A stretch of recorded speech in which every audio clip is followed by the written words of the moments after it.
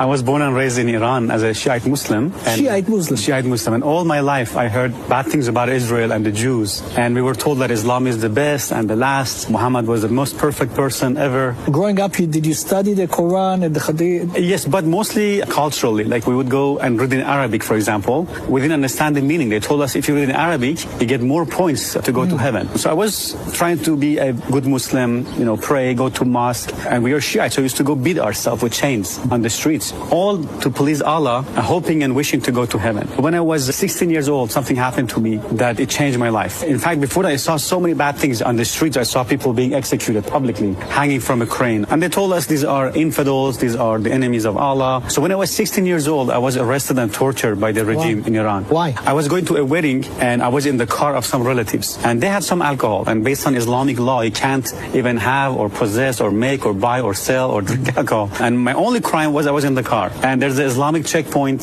They pulled the car over and they began to smell the alcohol. They asked us to come out. They put us in a bus and they took us to a confinement, to a jail, and then they took all our clothes off, bare naked. And they start pouring cold water on us and whipping us with this big, thick electric cable. Then they threw us into a room, a small room, and we were choking, no food. And all that because you were sitting in a car? Sitting in the car. That somebody had alcohol in. Exactly. And I was 16. I didn't drink alcohol. I didn't do anything wrong. And I saw the cruelty of these people. I began to say, what kind of religion is this? What kind of justice is this? And my mother said, no, Islam is good. These people make it look bad. I said, okay. Then I began to do my own research. I began to read the Quran, the Hadith, and I saw, wow, so much evil in the Quran. Muhammad killed people. I saw Muhammad beheaded people, cut people's hand off. It says not to be friends with Jews and Christians, Surah 551. In Surah 929, Muhammad said, kill those who don't believe in Allah, His messenger, and in the religion of truth, which is supposedly Islam, kill them unless they pay jizya, blood money. In Surah 928, he cursed the Jews and Christians. In Surah Muhammad verse 4, it says, behead the infidels wherever you find them. So when I saw these things, I saw, wow, this could not be from God. So I lost my faith in Islam completely. So when I was 19 years old, for first time, I heard about Jesus, that Jesus is the Lord, and He died for me, and He rose from the dead. And I said, no, that's too good to be true. How could God have a son? I said, okay, Jesus, if this is true, I ask you to show me. If it's real, be my Lord, be my Savior. And I prayed this prayer, and the moment I say that, a heat went through my hand. I began to shake and tremble. I began to cry, and I felt this love and this peace and this joy I'd never experienced before. I felt a burden was lifted off my shoulder. I began to feel love for people, for anybody who had hurt me. I began to forgive them. I began to feel forgiveness and love and joy. It was a instant transformation. I was just full of joy. I was jumping up and down. For years I prayed to Allah. Nothing happened. But the first time I said Jesus, He showed up.